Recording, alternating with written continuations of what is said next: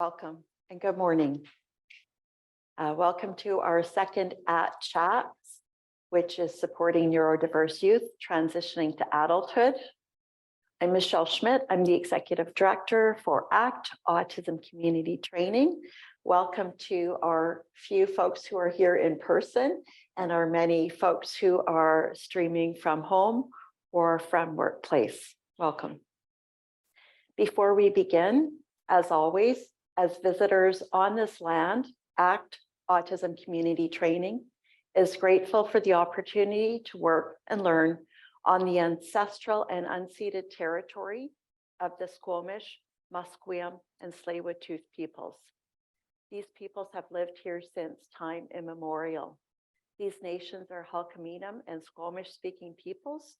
The Halkominam and Squamish languages are part of the Salish language family, which dates back many millennia. We pay our respects to elders past and to those present and emerging.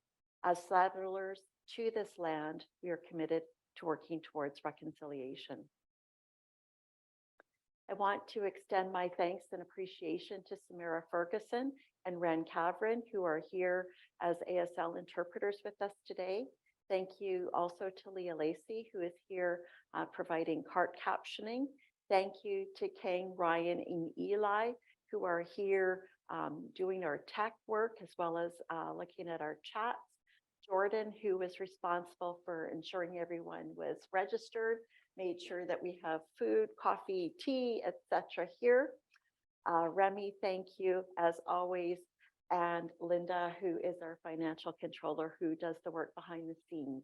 Last but not least, thank you to Mohammed from SFU, who is also here supporting us today.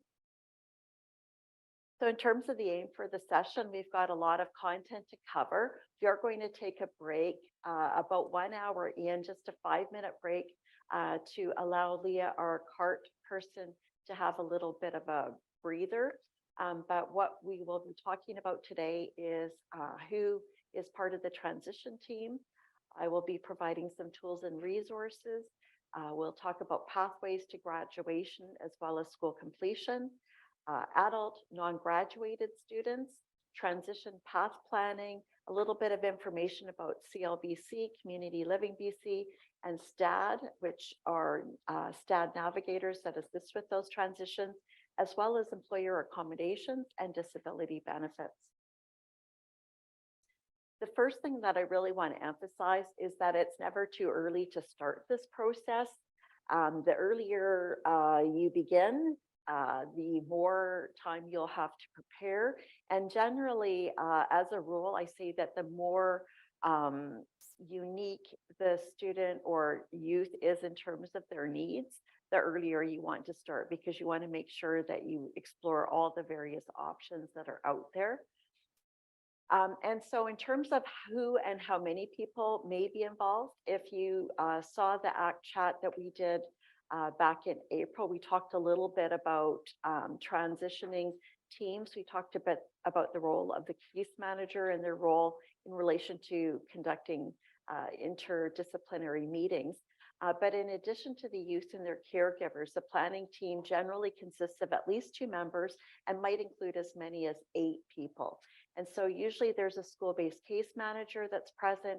There might be a classroom teacher who is also the case manager, depending on the school district that the student is attending.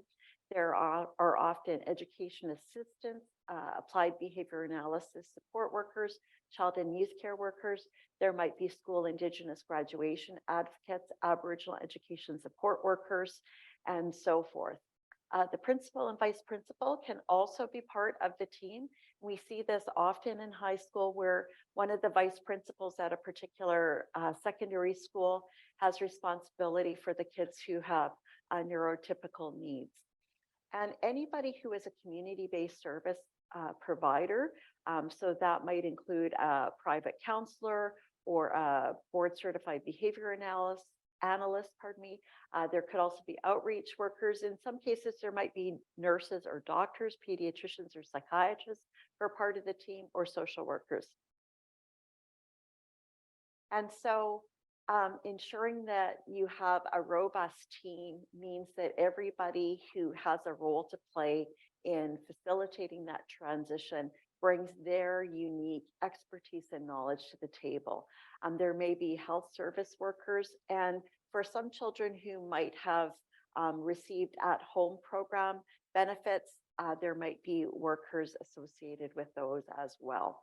And one important piece about the at-home program is that those medical benefits come to an end on the last day of the month of a youth's 18th birthday. And so again, that reinforces the need to begin this planning process in a timely manner. In terms of the role of the case manager, as I've mentioned, if you saw last month's ACT chat, you will know that they're responsible for ensuring things are complete, such as file reviews.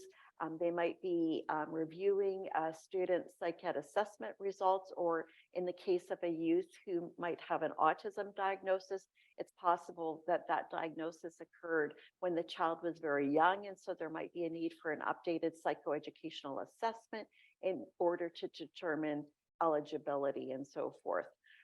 As always, if children are experiencing some challenges at school, or youth are experiencing some challenges at school, then it's the role of the case manager to also submit that referral to the school-based team and to work as a member of the team to problem solve and determine what can be done to support that learner more effectively. CLBC eligibility is something that I'm going to talk about quite a bit later on in the presentation, but that's always something that school psychologists are reviewing with those secondary school teams where they've got a student who has a designation as having a mild intellectual disability or a moderate intellectual disability. There may also be some children or youth who have an autism diagnosis or an FASD diagnosis who would benefit from further assessments. And as I will speak to later, that can determine what umbrella the eligibility for adult services would fall under. And so, as I mentioned, psych-ed assessments are really critical, and it's important to ensure that the correct form is completed along with those. If I go back to this last slide, you'll see that there are links to the very specific information that CLBC needs in order to determine that eligibility piece. And so this slide also speaks also to that. The timing is a piece that we often talk about when we're at a school-based team meeting or we're having conversations with families, because there are a number of reasons why we might refer a student for a psych-ed assessment. Primarily, what we hope is that might lead to us to gathering some information about how we might best support that child or youth. As we are, I guess, as the education system is undergoing changes where we've got a greater emphasis on universal design for learning, for example, there are some feelings out there that would suggest that psych-ed assessment may not be as critical in terms of what is needed to support programming. Often the classroom teachers or other support personnel are able to gather school-based information that is maybe more authentic even and has more applicability to the students' day-to-day experiences that would then inform their educational program. And so when we're talking about a specific need for a psych-ed assessment, CLBC is one of those areas where they absolutely have to have that. The other area where we'll often see a need for a psych-ed assessment is if a student is planning on attending any post-secondary institution. And so if a student is autistic, for example, and has a learning disability, or they have a learning disability, that psych-ed assessment can drive some additional supports that the student might be eligible for at that institution. The CLBC eligibility review form is linked to this PowerPoint, and there's additional CLBC information also linked to this PowerPoint. And as I say, I'll talk a little bit about that later. Some resources that we've popped into this PowerPoint, and thank you to Remy who's popped those up on our website. And a number of you were probably involved with that process, but we've got My Booklet BC. And you need to give a shout out to the Family Support Institute because they created this booklet, and it's often used with young children, but can follow people and as they progress through the school grades, right up into high school. It's essentially a free online tool that people can use to essentially document all of the personalized information that might be pertinent to helping understand the specific support needs for a child or youth. And I think that this is an important document in the sense that parents are often working with multiple service providers. And so each time they're introduced to another service provider, they're having to tell their story, they're having to give that diagnostic information. And, you know, sometimes it's a lot to repeat that story over and over and over. And sometimes it's a lot to just keep track of too when there are numerous specialists that might be involved. Some other documents that we've popped up onto the website is a transitions to adulthood planning checklist. And so this essentially is the first page of that checklist. I recommend that this be closely tied to a copy of the student's IEP placed in their permanent file. This can be uploaded into Maya BC if people have that opportunity through the district that their student is attending. And it essentially provides a really easy way to glance at, okay, what is it that we need to do? When do we need to do it? At what age or ages or what age span, and who is going to be responsible for what, and then a way to check off when those various tasks have been completed. Another document that has been uploaded on our website is what you need to know about me when working with me to create my transition plan. And so this particular document is grouped in various areas. So focusing on communication. So what is a student's receptive expressive language abilities like in terms of their needs? What about their written output, for example?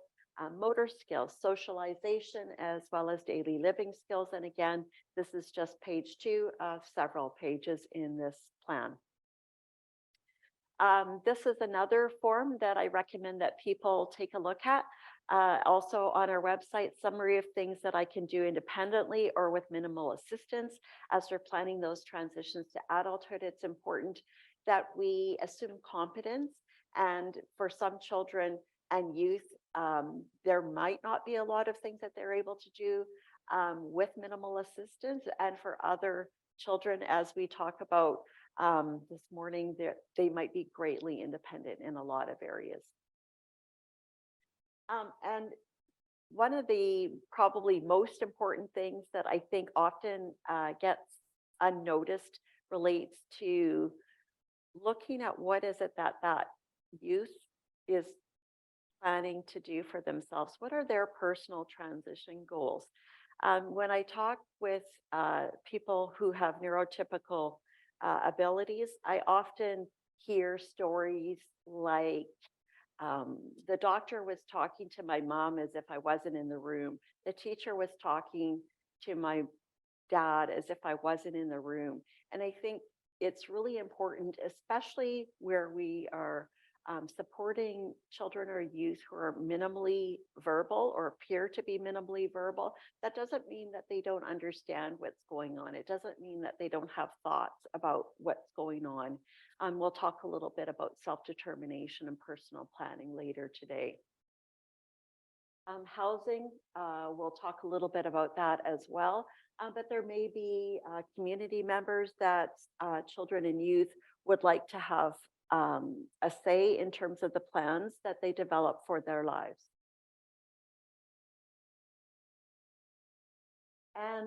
And again, my transition plan. So this is not the parents' transition plan. This is the youth's transition plan. And so we want to make sure that they have as much input into this document as is possible.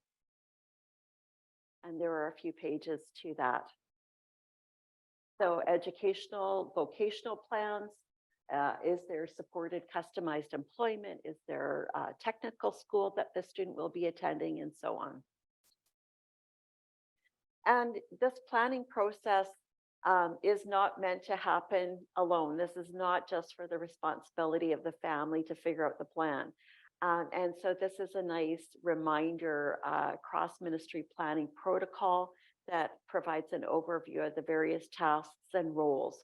So again, depending on the needs of the child or youth, the Ministry of Child and Family Development may be involved, a child and youth with support needs social worker specifically. If the child has some medical health needs, there could be pediatricians as well as psychiatrists that are involved, as well as educators and so on. The Self-Advocate Workbook is a nice little document that CLBC has published, which is also on our website. And so that's a nice, helpful tool that people can go through to look at all the various areas that they hope to have addressed. So I mentioned person-centered planning. I've talked about the fact that this plan needs to be for the child, about the child. And so basically person-centered planning, I think just needs to be reinforced in the sense that individuals, particularly people who have neurodiverse needs, often have things done to them or done for them. And I think it's important to assume that they have competence to treat them as an individual, to treat them as a human being with rights, just like everyone who's here today, to ensure that they have opportunities for choice. Privacy is a huge area that often gets forgotten when we're planning. Dignity, respect, partnerships. Effective person-centered planning incorporates family. There is often a transition coordinator. So if this transition planning is happening in conjunction with the education system, so that might be the school-based case manager. Sometimes it is someone through the Ministry of Child and Family Development.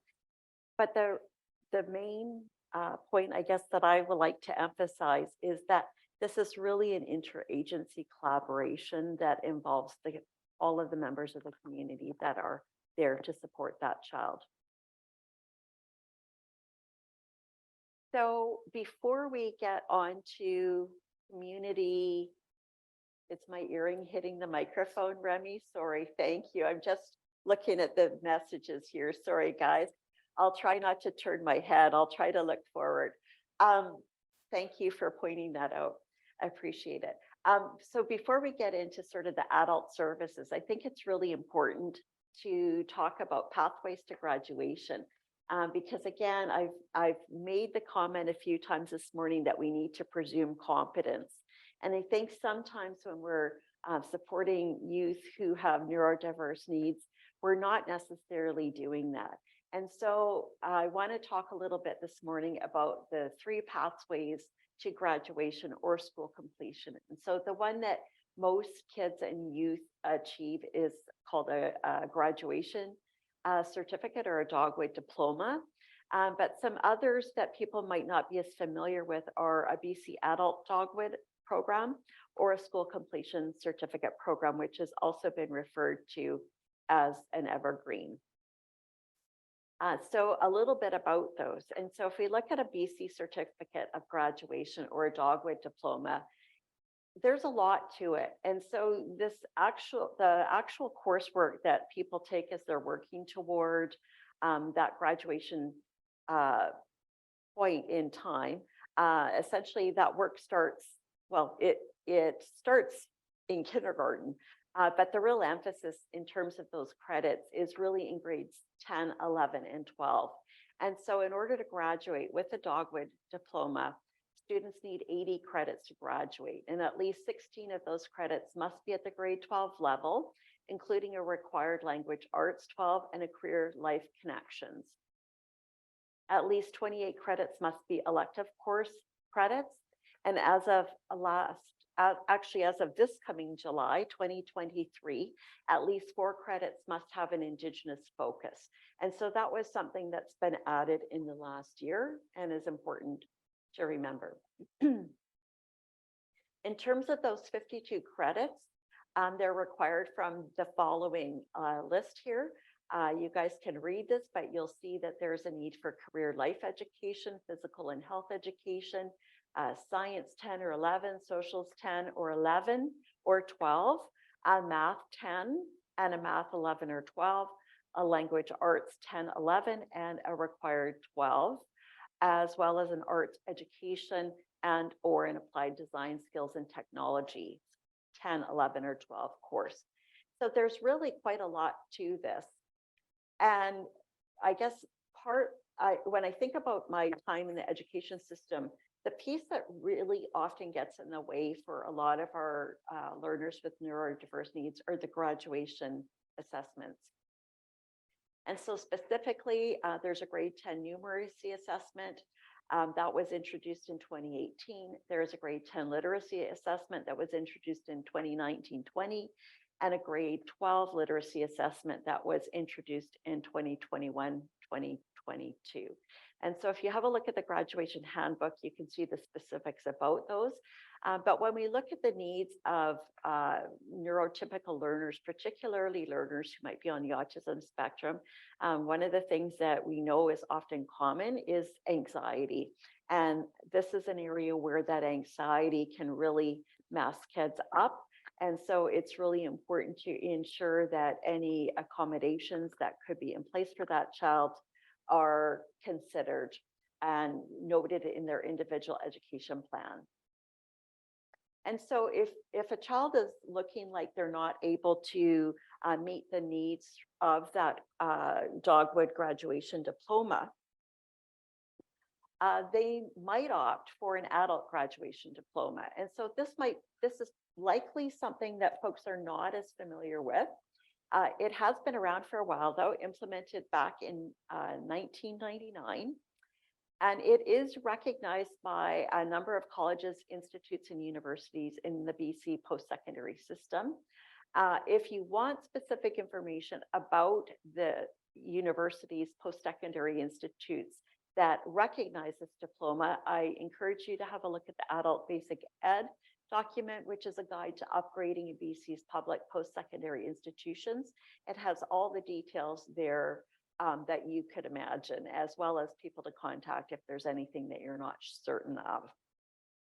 Some key considerations for this diploma is that a student who is progressing through the grades 8, 9, 10, 11, 12, it would be presumed that they would be on a regular graduation track until the end of grade 9. And that's generally when some decisions are made regarding whether a student would be on a modified program that would lead to an evergreen certificate, which I'll talk about in a moment, or a regular graduation diploma. The one thing with the adult grad diploma program that's important to note is that students can't be shifted until they're 18 years or older. And the reason for that is the intent was that this was originally designed for adults who had not managed to complete their studies.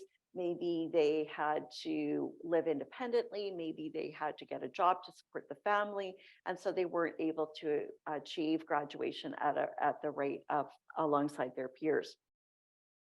The other consideration is that 3 courses must be completed after enrolling in the adult program.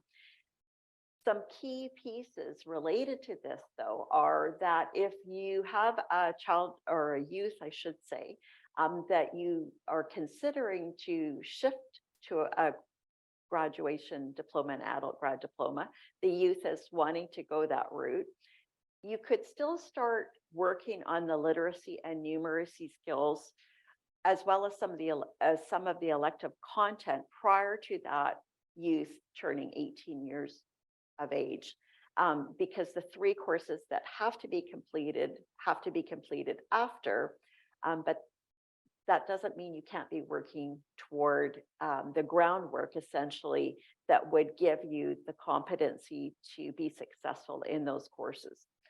The other pieces that are key to this are the possibility of a prior learning assessment.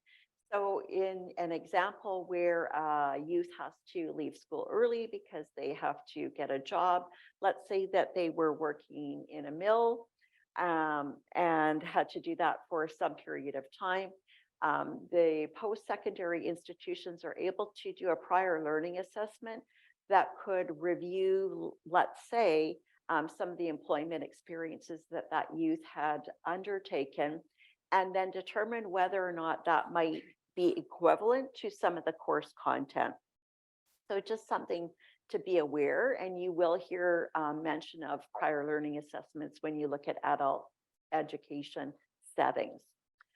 So in the secondary school system, provincial exams are optional once somebody is on the adult grad program. So remember I mentioned the anxiety piece that often gets in the way for some of those kids.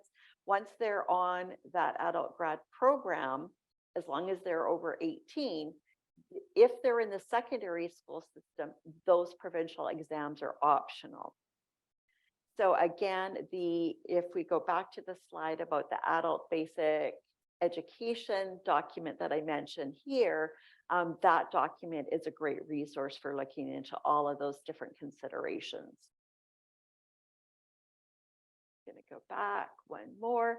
And the difference between the adult grad diploma, if you think about that compared with the regular graduation diploma or certificate, you'll recall that was 80 credits to graduate. Well, for the adult grad diploma program, it's 20 credits in the secondary system or 5 courses in the post-secondary system. That's not to say that these are just any old courses. The adult graduation diploma is specific in terms of the courses that are needed, but there is some flexibility. So for example, Accounting 11 or a college course equivalent to Accounting 11 can be used for Math 11 credit for the BC Adult Grad Diploma. And so again, I encourage people to have a look at the Adult Basic Ed document for specific information. This is a chart that essentially shows the difference between the BC post-secondary system and the BC secondary school system in terms of qualifying courses. And so secondary schools run on a credit system, whereas the BC post-secondary system courses are more on just 1 course, 2 courses, and so on. So you can see if you've got youth who is looking at sort of those 80 credits and thinking, well, there's no way I can possibly complete that.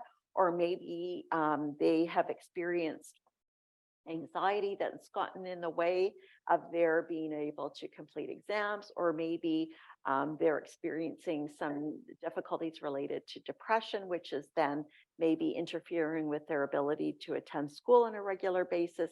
That could then be impacting their grades. And in my personal experience, the longer that happens for youth, the more discouraged, sadly, that they can become, because they're looking at that 80 credits and they're just thinking, there's no way I can possibly do that. So I might as well just leave school. And so what I'm trying to reinforce here is that there are other options.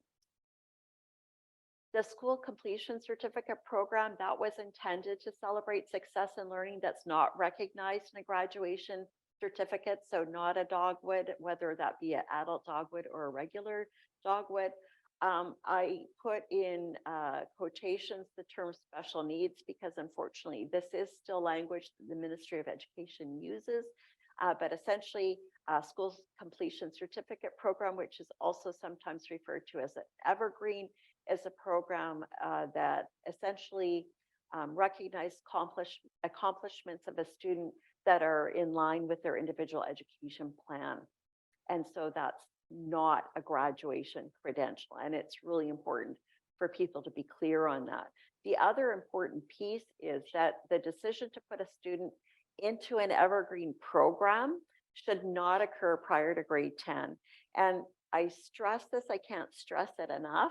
I'll often hear people talk about kids being on a modified program and they're in elementary school. And I think there are many years ahead. And the Ministry of Ed is clear that the decision to determine whether a child is on an evergreen program or not should not occur prior to grade 10. And the reason for that is that it's grade 10, 11, and 12, as I mentioned earlier, that is the coursework that's then determining whether that student is getting a graduation certificate or, in this case, an evergreen certificate. And the other piece that I can't stress enough is that this decision should really be given a lot of thought. It should really be informed by documentation about that student and about that student's learning profile, ideally a psych-ed assessment that indicates that that student has an intellectual disability. But just because a student has an intellectual disability doesn't mean that they have to be on a evergreen program. I've known many children who have become youth who have a mild intellectual disability designation. They've got a psych-ed assessment that has shown that they have that disability, but they graduated. And so there are a number of factors that, determine whether students succeed in areas that they want to succeed in, and motivation and drive, as well as the supports that are needed, be that by the family members or the school team, can be critical to that.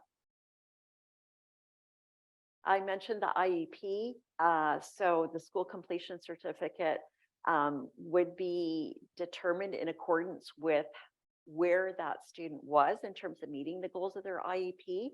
I'm sure you are all familiar with the term IEP, Individual Education Plan. But essentially, for those of you who are not, it's a document that determines what are the goals for this student, what are the objectives. So we want the student to be able to do this. Now, what are the sub skills that they're going to need to be able to achieve in order to achieve that goal? Who is going to be responsible for ensuring that they learn those skills and meet those objectives? And who's doing the monitoring? And then the other piece that's really key, obviously, is the assessment piece. And because we need to know, have those goals been met? And consultation, if you saw the ACT chat back in April, you will recall that I talked a lot about meaningful consultation with families, and this is a key piece here. So parents, and wherever appropriate, the student should be provided an opportunity to be consulted about the preparation of the IEP. And I say wherever appropriate, the student, but again, presume competence, give credit, because kids are often a lot more capable and have a lot more insight into their learning than we often give them credit for. I've popped in a slide related to descriptive transcripts, because if you look at the courses that are the course codes, which the Ministry of Education uses, there are course codes for all of the various courses that lead up to achieving a regular dogwood or an adult dogwood. But when it comes to the courses that are modified courses, they're XSIEP courses. And the last thing that I like to see on a student's transcript is a whole bunch of XSIEP courses that doesn't really tell us anything about what that student actually did to achieve a particular grade, for example. The other reason descriptive transcripts are really important is if we look at the documentation historically that districts are required to retain on students. If let's say 10 years from now, 20 years from now, somebody went back and they wanted information about a particular learner, what is the last piece of information that is often remaining is what's called a PR card. And that PR card, or pupil record card, essentially has the titles of the courses and the grade that the student achieved. And it doesn't necessarily have in the file all of the various report cards or the report card comments. So if you've got a student who is on an XSIEP class, and all you know is it's an XSIEP class and it's language arts, let's say, or it's math, but you don't really know what was done in those classes, that information that would be on a report card or in a descriptive overview is going to be destroyed at some point, whereas the PR card is not. So the more information that we can see on an Access IEP course code that goes alongside that Access IEP code, the better. Because if you're a youth, you might at some point want to be going back and considering in an adult grad program, you might want to be doing some upgrading, or your employer might have some, or a potential employer might have some questions about some of the coursework that you took. And if you go back 5 years after you finish school and all you see are a bunch of excess IEPs, you're not going to remember, and nobody else is going to remember either. And so that's a reference to the locally developed courses on this slide. Board authority authorized courses are courses that are not ministry authorized, but they have been developed at a specific school district. So let's say Maple Ridge decides that they want to have principles of learning as a course, and they create that course content, they determine the exams, etc., and the assessment measures that go along with that, but another district doesn't necessarily have that, then that would be a board authority authorized course. And if we go back to the adult grad piece here, one of the key pieces is that the courses that are recognized for this adult grad diploma have to be Ministry of Ed courses. They cannot be board authority developed courses. So just an important consideration. And as I say, you know, an employer or a post-secondary institution needs to have that relevant information regarding the student's educational program. And they could literally be, the titles can be customized for every student, but that's just the point. They need to be customized. I've popped a slide in here on GED because it's still a term that I hear people use. Sometimes people think that an adult grad diploma is a GED, and it's actually not. And there is no such thing as a GED in BC anymore, and there hasn't been since 2014.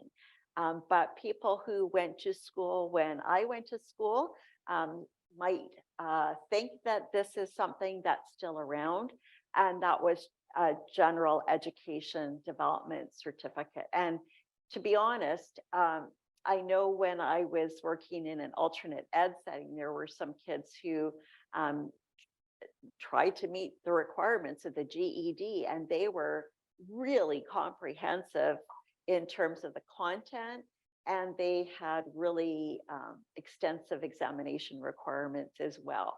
So I'm very happy that there is no such thing as a GED anymore. This next section, I think, is perhaps one of the most important ones as we're looking for planning.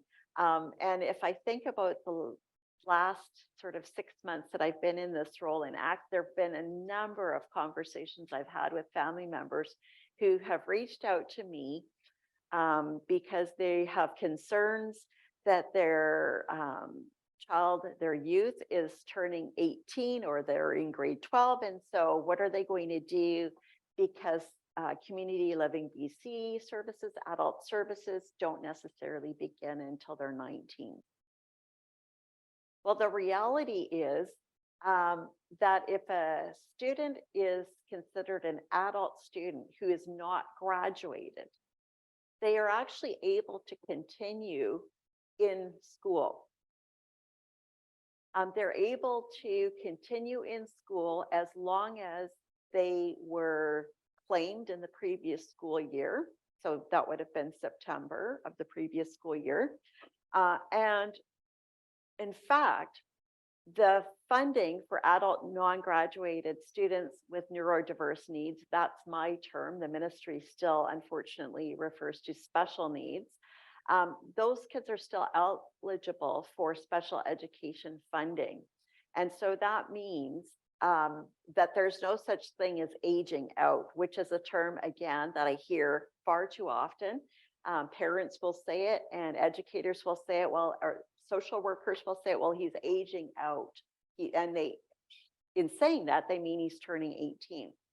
Well, if we think about kids and transitioning into elementary school, Kids start school at age 4 if they turn 5 prior to December. And so there are a lot of kids that are actually quite young that then would have completed quote unquote grade 12, but then there's quite an extensive period of time before they're turning 19. And if people are looking at transitioning them to adult services, there's a gap there. And so if you look at the specifics that districts have around the language of this, it's a little bit slippery, in my opinion, my humble opinion, because they talk about the fact that kids could be considered for another year. I still, again, I've often hear people talk about them doing an over year, and there's actually no such thing as an over year. If a student hasn't graduated and they're working toward the goals of their IEP and they were reported in the previous school year and the district's funding through the funding mechanism, then they're eligible to not only continue, but the district's able to get the funding that they would normally get for that student. So this is something I really want to stress, because particularly with young or kids that start school when they're younger, or even kids that start school at the age of 5, but depending on how you structure their timetable, that could mean a whole extra year or longer that kids have in order to complete their grade 12 year. And sometimes that's all that they need, is just a bit more time. And so this is stuff that I've already mentioned, reported. It's called Form 1701. That's what the Ministry of Education calls the form that the school districts essentially complete, that says how many kids and who are the kids in their district that have a particular designation. So if we go back to level, this particular slide, kids who have autism spectrum would fall under level 2 funding level, which is around $22-ish thousand. Level 1 are the kids who are physically dependent or deafblind. Level 3 with funding relates to kids who require intensive behavior intervention or have serious mental illness. Level 2 other categories are kids who are deaf or hard of hearing, kids who are blind or visually impaired, kids who have a chronic health condition or a physical impairment, or kids who have a moderate intellectual disability. If you saw ACT Chats back in April, you might recall that if a student has a mild intellectual disability or learning disability, or they're gifted, or they have a moderate intellectual, or pardon me, a need for moderate behavior support, then that funding is in the base allocation. So there isn't any additional targeted funding, but that doesn't mean that the adult non-graduated student cannot come back to school the following year if everybody thinks that that's in that student's best interest to do so. You know, sometimes there are kids who thrive in secondary educational settings, and some that are just done and they want to get out. And so I say we really need to look at each of these situations on an individual basis. We need to consider, what is that youth's goals? What are their personal goals? What are the goals of their family member, and so on. And so transition path planning, you know, this is a big piece. And, you know, I mentioned way back in the introduction that this transition path process really needs to begin early. So when kids are 13, 14, start thinking about, you know, what is it that this youth wants to do when they complete school? What does the family want the youth to be able to do when they complete school? Because what is determined then informs all of those other decisions that you make following regarding, you know, are we looking at an evergreen certificate? Is this a student who potentially can graduate? And again, assume competence. I've seen way too many kids where people just assume, well, they've got an intellectual disability, so let's put them on a modified program. And that's really doing a disservice to individuals and honestly to society. And so how to develop a successful transition plan? Well, your team. So I mentioned at the beginning of the presentation, we need to make sure that we've got the right folks that are on that team. Some of the folks that were mentioned earlier are the ones that are school-based, but there are also community-based individuals that might be part of that team. And there might also be classmates or extended family members. Sometimes there are members of the team that are members of faith groups. Sometimes it could be a Boy Scout leader or Girl Scouts or swimming coaches, social workers, essentially those folks that are part of providing the services and supports for that particular student. And again, when we're working toward this process of planning this transition, we want to look at this learner as a whole person. So what are the strengths? What are their passions? As well as what are their needs and how can we support them? So information sharing is key. Strengths, I always like strengths to be at the center of the planning process because often we are able to use those strengths to support that child in the best way possible. The number of forms that I mentioned earlier can assist with the transition planning process in terms of the tasks that need to be completed for that youth to reach their goals, as well as the services supports that they use now, as well as what supports they'll need as an adult. And those are really as varied as the individual themselves. I've known family members who have arranged for graduating youth to move into the home with a sibling, and the home for the sibling is next door to the home for the family. And that's sort of at one end of the spectrum. And then there are other situations where the family members themselves are in rented accommodations and are struggling to pay the bills, let alone being able to afford a house for a living arrangement for a child to live with a sibling, for example. So they really do vary. The transition plan needs to be put into action. So again, thinking about the tools that were provided early on, each team member will work on their assigned tasks. And it's important that that youth takes a role in this process, that the family members take a role in this process. And as you're getting closer to the completion of that process, it's important to ensure that there's an exit meeting that's a final planning session prior to leaving high school. And I'm just looking at the clock and realizing we need to be taking a break at about 11 to allow Leah's fingers and brain to take a little bit of a thought about nothing other than what we're saying here today. And so I'd like to reach out to folks to just check in and see if there are any questions that folks have had based on what they've said, what I've said so far. So anybody who is in this room, feel free, or feel free to enter into chat anything that was a aha, I didn't know that, or can I hear more about that, or that's what I'd like to reach out to. Anything? No? Any information that was new for people that they've heard this morning, Gayatri? That the student does not age out. And that the funding in certain categories continues. Yes.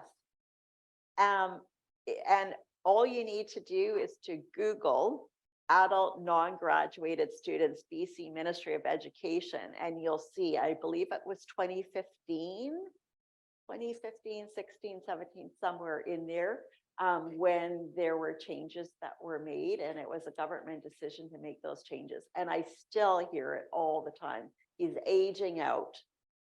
And, you know, as I said, I can't stress enough, for some kids, they can't wait to get out of school. The best thing for them is to get out of school. But for other kids, they're doing really well. And I always, you know, when I'm at a table talking about families and trying to determine what is the best course of action, I always ask, what is this student, what is this youth going to be doing between now and adult services, if that's the path that they're taking? And if the answer is not very much, then we need to figure out what is it that's going to be in place, because we don't want this student sitting home on a couch playing video games or whatever it is that they're going to be doing, which is all too often the case. Any other questions? Not seeing anything. So I'm thinking we'll take a break right now before we transition into the next part. The next part is going to transition us into the potential for employment, as well as some other options, but 5-minute break. We'll be back here at 11:01. We'll see you shortly. Thank you for your patience. I was having a look at the questions and also had a question from someone in the room here that reminded me of an important topic to sort of slide into this before we jump into transitions to employment. And that has to do with decisions that relate to retaining a student in a particular grade. So there are a few factors that relate to that, and we often see this where students are transitioning from grade 7 into grade 8 often. Sometimes we see it as they're transitioning from preschool into kindergarten, and sometimes we see it as they're transitioning into adulthood. And so we often will look at students and we'll look at their developmental needs, and sometimes we'll make decisions around whether or not they should proceed to the next grade with their peers, for example. So one of the things that I hear often from parents as kids are transitioning into kindergarten is often, well, they just got a late diagnosis of autism, for example. The family knows that they've got the autism funding until the larger amount of funding until the child turns 6. And so they want to make sure that that child has as much benefit from that individualized funding as possible prior to starting school. So that's one thing that we hear. So then that would result in this student either beginning school in kindergarten or not attending kindergarten and starting school in grade 1. And you might think right now, well, why is she talking about this as if this is about transitioning to adulthood? And the reason I'm talking about it is because all of these decisions have implications for what happens down the road. And so we've talked about the fact that there's no such thing as an over year. We've talked about the fact that depending on a student's birthday, they might have an extra year. So if a student is born in, November 30th, and another student in the class is born in January 1st, those kids could be a grade apart. The student who has the later birth date is going to have to wait to begin school, and the student who has the November birthday will start earlier. So essentially, even though their birth months are pretty close, one is going to have a whole extra year potentially to complete those grades till they turn 19. When we look at transitioning students, particularly students who have extremely high support needs, I often think that it's important to recognize that the elementary school environment is very different from the secondary environment. Some students will thrive in one and not as well in the other. And it depends on the student. Like, some kids do better in high school where they've got the opportunity to take those elective courses. Some kids do thrive to a greater degree in elementary school. And so I think it's important to look at all aspects of the child. So what are the child's peer connections at elementary school? Is this child going to have an opportunity to be engaging in electives that they might have greater levels of strength in? Are they transitioning to grade 8 with their peers, for example? Pardon me. But again, ultimately, those transition points are going to matter when it comes to looking at what the student is going to achieve, whether that is a graduation dogwood, an adult dogwood, or an evergreen diploma. sometimes where kids have really complex needs, people will often think, well, maybe we shouldn't have that child move forward because look, they've got really complex needs. And my thinking always is, well, if they have really complex needs, they're going to have a really in-depth individual education plan. So it shouldn't matter whether they're in elementary school or whether they're in high school. So that's just a couple of thoughts that I had based on a conversation with one of the participants here. And thank you. Recognition that counselors could use this information. Counselors should have access to all of this information. I'm sorry to you, who felt that you were a parent having to navigate these major challenges and not realizing what options are available. And I think that's probably especially important where there's a late diagnosis. The more adults that I meet who are autistic, the more horror stories I hear about what their educational experience was like for them. And I'm sorry for that. It's there are lots of decisions that can be made differently along the way that would better meet needs.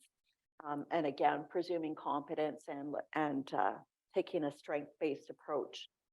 Pardon me while I just have a drink of my tea. Thank you. I'm hearing there is a Q&A and I'm not seeing it. Sorry, guys. I like getting the questions, so apologies. It's just not showing up on my chat. Okay, it is now. Thank you, Remy. Okay. Oldest child is in grade 11 at a small private school, was in public school until this year. As an autumn baby, they will be 17 at the end of grade 12, and that's exactly the scenarios that I'm talking about. We parents think grade 13 would be a good idea for several reasons. What's the best way to make this possible? If our child completes graduation requirements by the end of grade 12, would the Ministry of Ed even allow an additional year? Excellent question. If they graduate, they won't. So if the box that basically, MyEd is the system that the BC Ministry of Ed uses to track all the kids in the province. As of last September, 21,438 of those kids had autism. And so that's possibly why you folks are here. But if that box is checked that the student has graduated, then they cannot be reported. And so it's really important to have this conversation with the school team and to ensure that the school team is aware that you and your husband feel that your child should return for another year of school. And the workaround for that is just to make sure, and it's kind of late right now, but hopefully there's a course that's not able to be completed right now. That would be the simplest thing. But that's up to you to discuss with the counselors at the private school that you were attending. But yeah, great question, because if the completed box is ticked, then that's it. So thank you for that. Okay, so just going to go back. Transitions to employment. So typically when we're talking about learners who have support needs, we often go straight to the CLBC conversation or who are the supported living conversation that we can have. And I wanted to purposely start with transitioning to employment again to stress competence. But before I jump into that, I just see that there's a follow-up to the last question. If they're not meeting the IEP goals, is that enough to require another year? So again, great question. What you need to find out, first of all, is your son or daughter showing us on an evergreen track? And which is possibly the case if there's an IEP in place. And the reason I say possibly the case is this is a conversation that you should be having with the school, and you should know if your child is on a path to graduation or a path to school completion. So dogwood versus evergreen.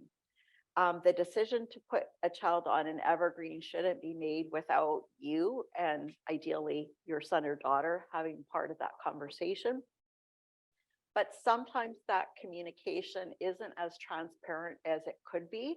And sometimes people don't know. So I've had situations where parents said, well, I thought he was on a graduation track, and it turns out they were on an evergreen track, or I thought they were on an evergreen track, but they're not, they're on a graduation track. So the bottom line is the youth registered in courses that are ministry authorized or board authority authorized?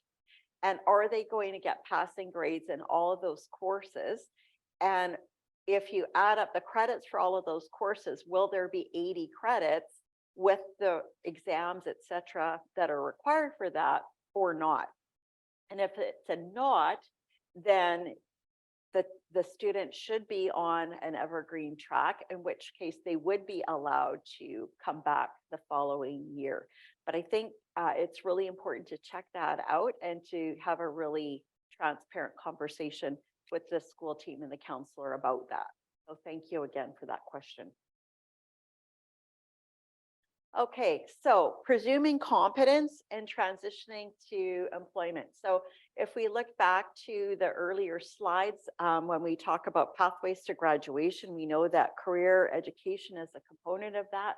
For students who have support needs, there can actually be a greater emphasis on those employment pieces and lots of opportunities for work experience. Again, those decisions should be made with the youth, not for the youth. And they should take into account their specific strengths. But for the next few slides, what I want to share is some links that I found related to things such as assistive technology services that are associated with Work BC. And so these are services that can be applied for. So assistive devices, including equipment and technology, ergonomic support, such as special furniture or special lighting systems, restorative support. So if a student is or transitioning to adulthood is in need of canes, crutches, ASL or captioning services, which is what we've committed to providing here through ACT, and other workplace access and modifications, as well as vehicle modifications. So there is a provision for applying for all of these different technologies. The website is specific about technologies, or pardon me, assistive technology services that are not provided. And those are relating to items that might be needed for daily living or medical treatments and therapies, or employment services or case management supports. And so I've talked a lot about the role of the school-based case manager, but there might be a need for a case manager in an employment setting. The youth might benefit from a job coach. There might be employment or skills training or wage subsidies. If we look at job coaching, a lot of school districts who provide support for children who are transitioning to adulthood or about to be transitioning, they actually will have job coach training in many situations. And there may be also opportunities for employment and skills training. In terms of eligibility, the assistive tech services are available to individuals who have a work-related barrier due to a disability or a functional limitation. And so these could be barriers related to traveling to and from the workplace. And I didn't mention this today, but I did mention this at the April ACT Chats, which is an important piece of legislation, which is the Accessible BC Act and the Accessible Canada Act. And those acts can be our friends when we're looking at things like workplace accommodations. And so if we look at eligibility, it's very specific to being a resident and legally able to work in BC and 16 years of age or older. So again, 16 years of age or older, which as you know, we're thinking about school and kids and youth that are staying in school beyond 18, we do have provisions through Work BC for kids or youth that are younger than 18, so 16 years of age or older, who might be in need of that assistive equipment, devices, or disability supports to start work or to avoid losing. I'm not sure. Oh, sorry, my apologies. To avoid losing their current work. So if you're in a position where you're working and there's a risk that you might lose your job because of some needs that you have, then there's a provision for that. If that is current work or self-employment, or even volunteer work that is part of a longer term goal of employment. And so that's something that we've not really spoken about yet this morning. But some of that work that is preparatory work for an actual employment position could initially be volunteer work that could lead to that employment position. Something to be aware of, there is a wait time for services. They've given dates for January 2021, so those are 2 years old now. But at that time, there was an average of 8 months wait and a range of 2 to 24 months. So some of the things that are important to consider is that the fact that they're actually triaging services based on the presenting needs. And so that could be related to urgency. So if this is a youth who has a terminal condition that is in need of communication, or there is a risk of imminent loss of housing or employment because of loss of communication, those would be triaged. Geographical factors also have a play, as we sadly know happens in BC, where we've got rural, remote, Indigenous communities that are often lacking in comparison to the supports that are available around here, as well as transition factors. And just to give people a sense of the demographics around the folks that are accessing these services, so you can see developmental delay, chromosome conditions, cerebral palsy, autism 11%, and you can see the other ranges there. So this is a potential support that could be accessed. Communication Disabilities Access Canada. Sorry, I just had a blank screen there for a minute, but it's back on now. So this is actually in partnership with people who have speech, language, and communication disabilities. And their whole role and their intent is to promote accessibility to goods and services. They have a number of online resources as well as education resources related to exercising legal capacity, control, and autonomy, communication, access to justice, healthcare, and legal information. So I encourage you to have a look there as well. And this was a site that I thought was a really great site to see. And I recognized a number of the employers that are on this list. Accessibleemployers.ca. They've got a list of service providers as well as employers that have signed up as people that are wanting to be as accessible as possible. And then the other resource that I want to point people to is a workplace accommodation guide. So again, you can follow, click on this page and it will take you to the URL for this document.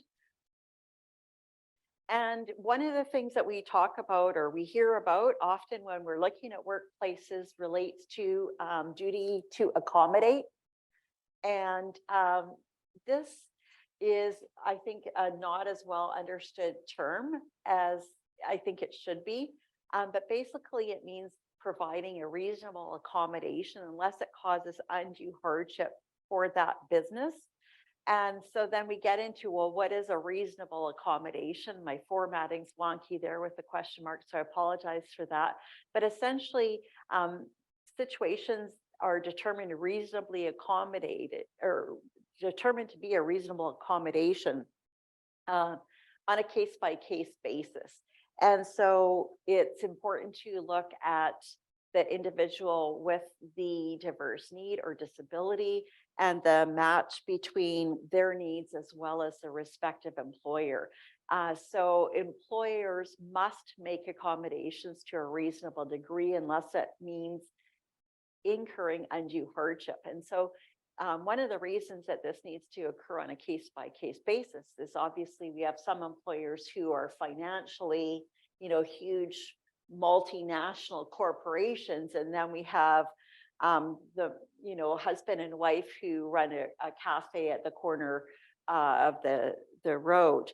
And so obviously their ability to provide accommodations is going to be very different depending on if you are the owner of Apple or Amazon, dare I say, versus mom and pop store down the road.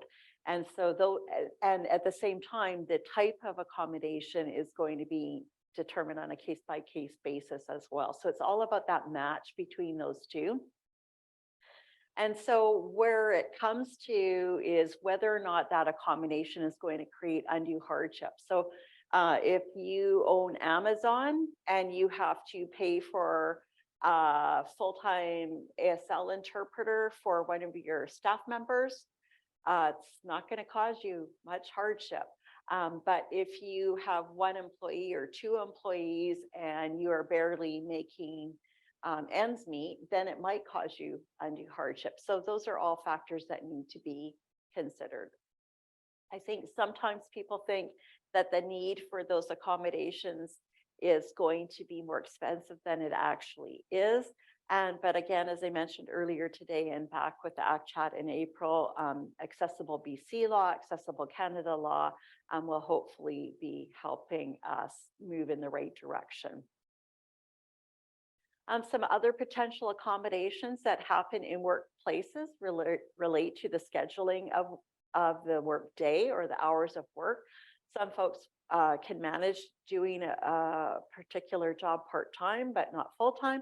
Maybe they need a flexible work schedule. Maybe they need to work at home. Certainly, a lot of us, as we have been coming through this pandemic, have become really accustomed to working from home.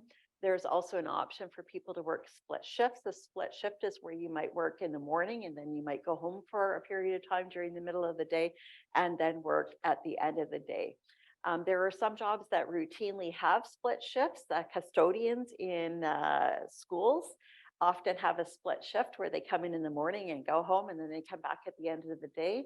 Bus drivers also have split shifts. So in some, depending on the type of employment, this actually might not even really need to be an accommodation. This might just be the way that the job is run. Scheduling work from only one location would be another potential accommodation.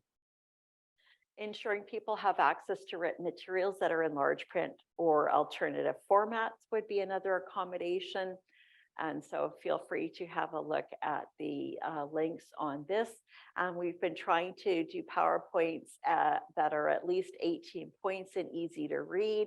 Unfortunately, when I use Designer on the PowerPoint function, sometimes it shifts some of my content into smaller font than that. Which I noticed on a few slides that have been presented today. So my apologies for that.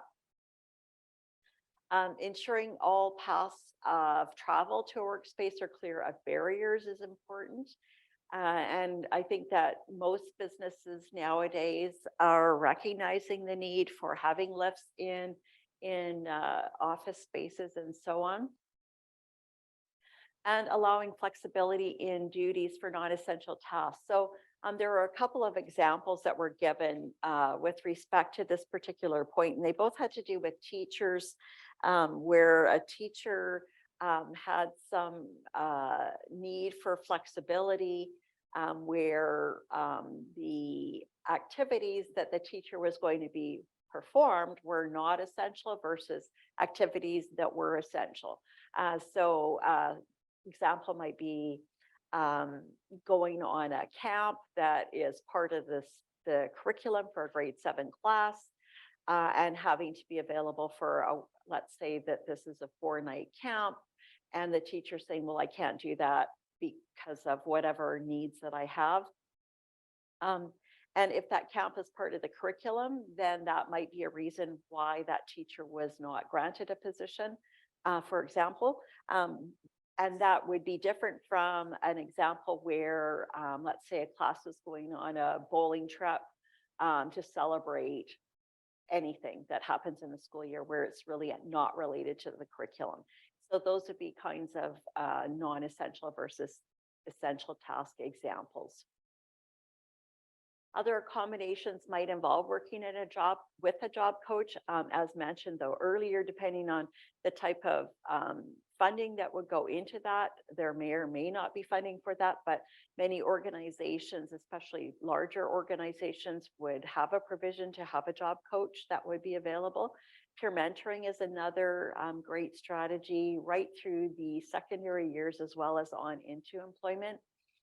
And essentially trying to maximize employee strengths by minimizing distractions in the workspace. So the question that came up earlier, the lady or man who mentioned the ADHD designation, I'm thinking of a colleague who had his office door closed all the time and was new to role. So of course people are thinking possibly, well, it doesn't seem like that friendly of a sort. And so somebody brought that to his attention. And what ensued was he put a sign on his door that basically explained that he had an ADHD diagnosis. And if his office door was open, he could hear all the distractions of the phone calls, etc., because it was an open layout building. And that satisfied everybody and off they went. So earplugs are another example, quiet space to work, relocating employee workstations. Certainly those are things when I was working in Surrey School District, the District Education Center has an open layout. And so it's really, really challenging often to not be bombarded with distractions and lots of noise. So those are things that all need to be taken into consideration. Providing written job instructions would be another example of an accommodation. Providing a list of prioritized tasks. So some people, if you said, I want you to do X, Y, and Z, they would come back and say, well, I did X. Now, what else do I have to do? I can't remember what else you told me to do. But if you write down X is this, Y is this, and Z is that, they might not have any trouble doing that. Allowing audio recording devices for note taking. We all have computers in our pockets now with our phones. And so those allow us to create speech from text. They allow us to enlarge our fonts on our devices. And so there are a lot of accessibility features that are built right into these devices. High contrast colors on keyboards, speech recognition, noise canceling headphones, and so on. So now that we've talked a lot about presuming competence and looking at transitions to workplace, what about those youth that are not necessarily going to be ready? And that doesn't mean that they won't ever be ready, but they might not be ready as they're transitioning out of school into they might not be ready for employment. And so we might be looking at transitioning to the adult service stream. And so those adult services include Community Living BC or CLBC, which is a government agency that provides funding to service providers that support adults with developmental disabilities with daily living and community inclusion. To be eligible, your family member, if you're a parent or a caregiver here, or if you are yourself watching, need to be 19 years of age, but you can apply for determination of eligibility after your 16th birthday or your youth's 16th birthday. For CLBC eligibility, you need to meet the criteria for developmental disability or the personalized supports initiative. And so specific to developmental disability criteria, and I mentioned this earlier in the presentation when we were talking about the role of the case manager and the need for a psych ed assessment. And again, I put this language in quotations because I dislike it, but you need to have basically a psych ed assessment or a psychologist assessment that indicates significantly impaired intellectual functioning and adaptive functioning at the same level. And so I hate the word, that's not my choice, but that is what CLBC uses. So basically that means an intellectual disability, and there needs to be indication that these challenges began prior to the age of 18. So when we're thinking about the psych ed assessment piece, we want to make sure that that happens in a timely manner while that child or youth is in school. CLBC has an eligibility form, and I believe that the URL for that is linked in an earlier slide when we were talking about the need for the psych ed assessments and the role of the case manager. But the school psychologist has to clearly indicate that this child or youth meets the diagnostic criteria for an intellectual disability as cited in the DSM-5, which is the Diagnostic and Statistical Manual of, and again, mental disorders, which I don't like as a term. And so recalling that there are two streams for CLBC, there's a developmental disability stream, and then there's the PSI stream, or the Personalized Supports Initiative. And so this is a separate stream, and this stream is specific to youth who have a diagnosis of autism or fetal alcohol spectrum disorder, provided their adaptive functioning indicates that they have a considerable need. And so this would provide an individualized and personalized approach to meeting their needs. And it's meant to augment rather than replace any existing supports. And so the PSI initiative would fund supported living, respite, employment support, skill development, homemaker support, and development of support networks. And so if you've got, if you're watching and your youth or child has an autism diagnosis, but they haven't had a psych ed assessment, you can hopefully gather from the information presented here that you're going to need to have a measure of their adaptive functioning, which is something that a school psychologist or a registered psychologist is able to provide. It is routine when autism assessments or FASD assessments happen later in age. It's not always routine when those diagnoses occur when kids are really, really young. So in terms of required documents, again, there's a CLBC eligibility form that I mentioned, the adaptive functioning, which I measured, and then you would need to have either the confirmation of the diagnosis of FASD, fetal alcohol spectrum disorder, or autism spectrum disorder, and that would need to come from an approved individual. And there is an application process, and like most government processes, it can take some time. So again, remember the part where I said it's never too early to start. Those are things that you want to be thinking about as you're planning that transition beginning age sort of 13, 14, once in high school. What is it we need? Do we have the documentation we need? If we don't have it, who is going to do that assessment piece? And once that's been determined, there are facilitators that can provide support and assistance through this process.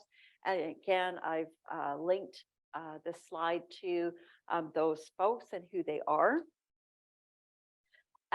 There is an opportunity for community inclusion support through the CLBC facilitators who can assist in helping an individual with support needs get involved in their community. It could be to assist them in getting employment. Remember, we talked about not being ready for employment just yet, maybe. So CLBC might be the bridge that's needed to assist with that transition, or they could also provide community-based or home-based support. Employment support, and again, is linking us back to BC, which is the information that we've been talking about. And so again, presuming competence and looking at an individual's strengths and determining what it is that they're able to do well. And also providing residential support. So again, as I mentioned earlier, I know of situations where a family has the financial ability to purchase a house next door to the one that they own, and a sibling who's willing to take on the role of that caregiver for that child or youth. And then I know of other situations where families are in rental accommodation or even subsidized accommodation, and there's just not that possibility. So CLBC can help with the residential support piece, as well as the behavioral support piece. Plug in for Pat Miranda, who's at UBC, who is a friend of ACT, who has done a lot of presentations for us. If you go to this behavioral support link, there is a link to Pat Miranda's presentation on positive behavior supports. Also, individual and family wellness, which you might know as what it was formerly referred to, which was respite. And so essentially, the individual and family wellness is a way to provide family members with some time for themselves to do what they need to do. Depending on the needs, depending on the support needs of a child or youth, it can be a full-time job as caregiver. And so what is it that we can do to support that individual as well as their family? Maybe mom and dad need an opportunity to get out and away from the kids sometimes. Maybe somebody needs to come through the house and do a massive organizational support. Maybe there's a need for some psychological support to ensure that family wellness piece. And through this component of the service, there's also an opportunity for coordination of those supports, which can often be many. In terms of connecting with CLBC, once the youth turns 16 and there's a psych ed assessment with completed eligibility form, then the school-based case manager and transition team can approach the organization. In some cases, families like to do this independent of the school. In other situations, the school takes the lead and sort of supports the family as they go through that process, depending on their comfort level and needs. This is a 2-page form for families, which I think will be handy. So I've popped it in there. It's got 2 pages related to eligibility. It talks about timelines. How long will it take to find out if your youth has met eligibility? How do you apply if your child is still a child and they're not yet a youth, etc. So I encourage folks to have a look at that. And once they are deemed eligible, which ideally happens between 17 and 18 years of age, there is a welcome workshop for parents, guardians, and youth. And it's at that point they would be assigned a facilitator. And that facilitator becomes a key member of the transition team. Services to adults with developmental disabilities is a relatively recent addition to the work that CLBC has done. I was part of a pilot that happened in Surrey probably about 8 or 9 years ago, where they decided to bring in something called the STADD Navigator. So basically that is a person who can do that liaison support.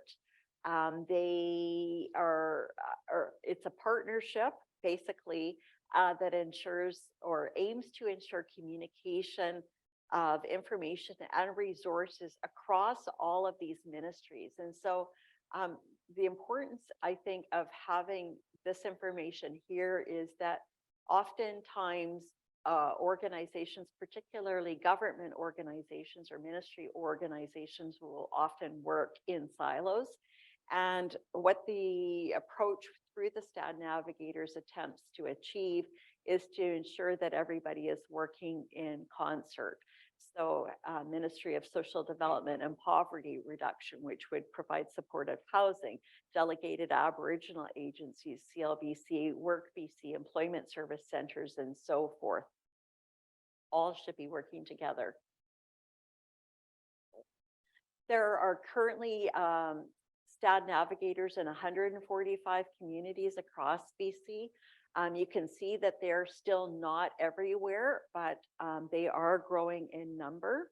And so we're optimistic that that trend will continue.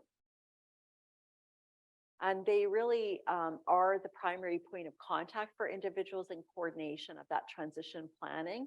And you can see that the transition period is being referred to as 16 and 24 years. So recognizing that this is not just a bang and off from one branch of an organization to another, but rather a continuous collaborative process. And so again, you see the reference to the person-centered transition plan, which I mentioned earlier. And again, you'll see encourages and supports information sharing between government and community resources and leads the coordination of all involved. So we don't want organizations working in silos. Once eligible, there is a 1855 number.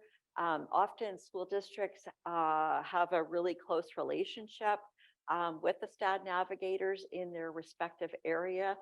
There is a Collaborate form, which is a web-based information sharing tool that can be really useful so that people are not having to reshare information over and over and over. So you might ask yourself, what's the difference between CLBC and STADD? STADD covers that transition period from 16 to 24 years old and includes a cross-governmental approach.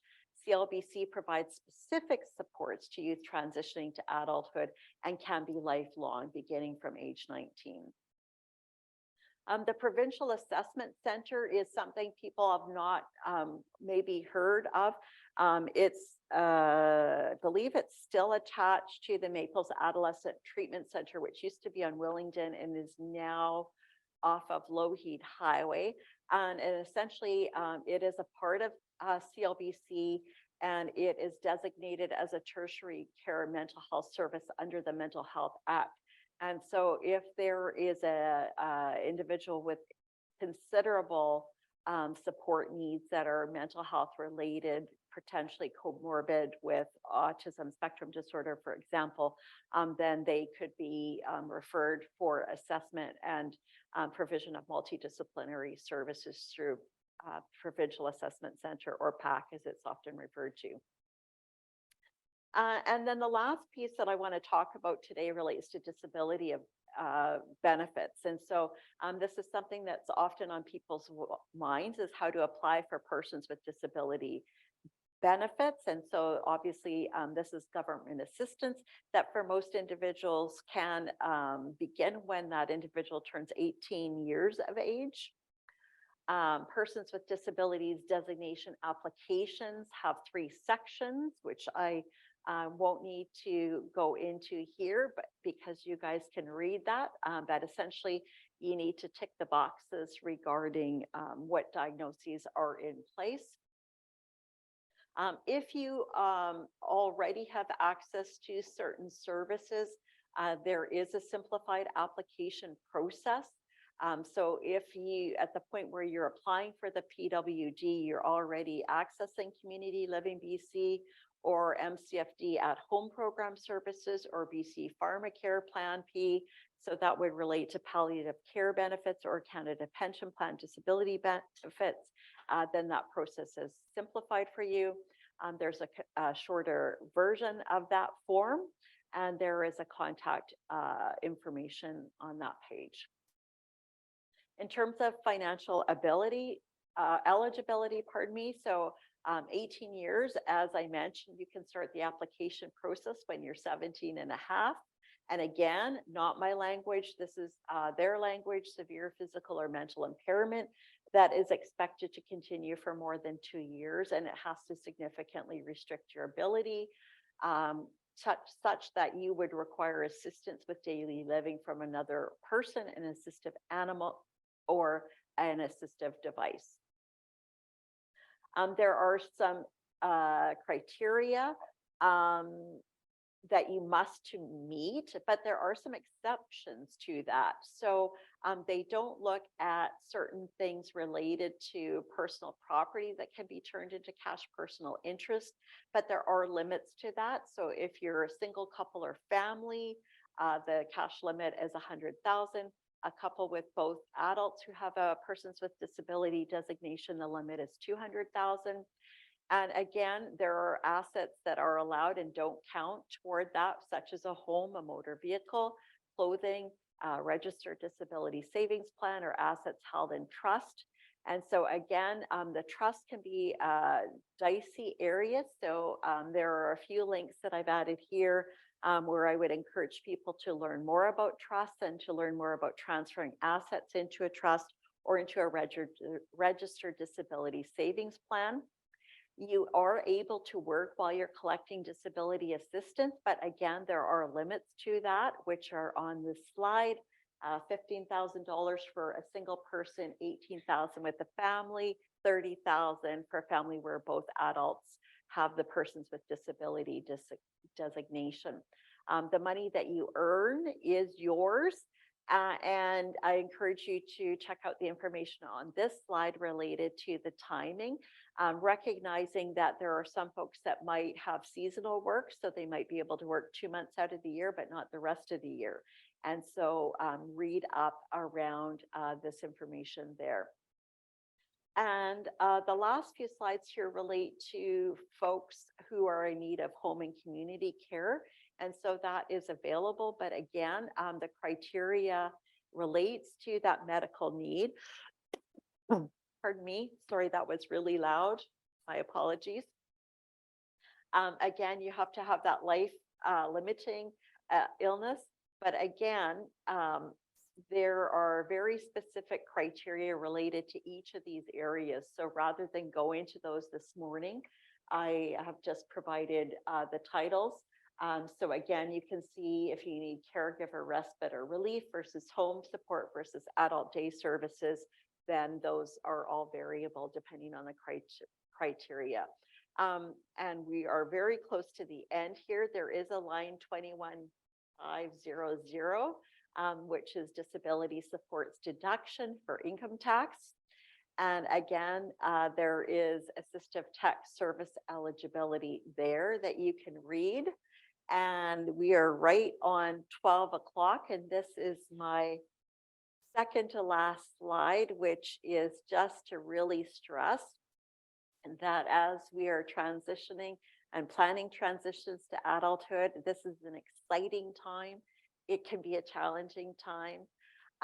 This is really true for people who have exceptional needs or high support needs. And so it's really important that family members, caregivers, and the individuals themselves are informed of the various options, the potential pathways, because those decisions that you make along the way can often have long-lasting implications for education, for learning, employment, community, leisure, and social connections. We do have a document on our hub at Transitions to Adulthood.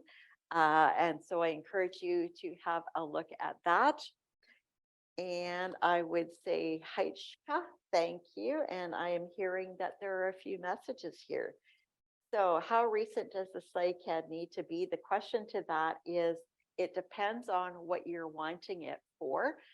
So if you're wanting it for high school, it's important to show that if you're looking at the developmental disability criteria, then we need to show that that diagnosis occurred prior to age 18. If you are looking at needing a SLACAD assessment for transitioning to a post-secondary institute, for example, then I encourage you to check with the post-secondary institute in relation to how recent they want that assessment to be.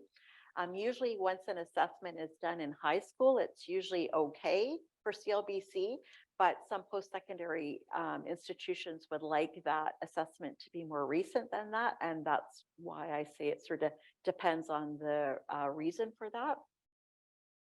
And what else have we got? A youth who has challenges with executive functioning and organization. He will be attending post-secondary in Quebec. Are there services he can access to help with that? What I encourage you to do is to reach out to the post-secondary institution that your son will be attending and let them know of his needs, his support needs, and find out what's available. In my experience, most post-secondary institutes now now, as in current days, have a great variety of resources that are set up. They do vary depending on where you're at. I heard some amazing stories recently at a conference that focused on research specific to autism, and I heard some amazing stories of some of the setups that exist. Pardon me. Remembering to cough on the other side of the microphone this time. So it really is specific to each individual organization.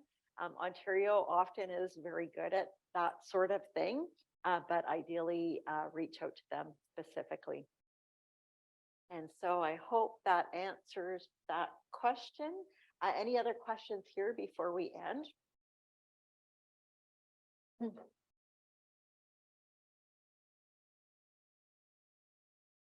Not hearing any questions.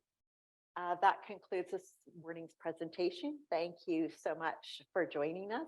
Thank you to those of you who are here in the audience. Thank you to those of you who are at home or in your workplaces or wherever you are joining us from.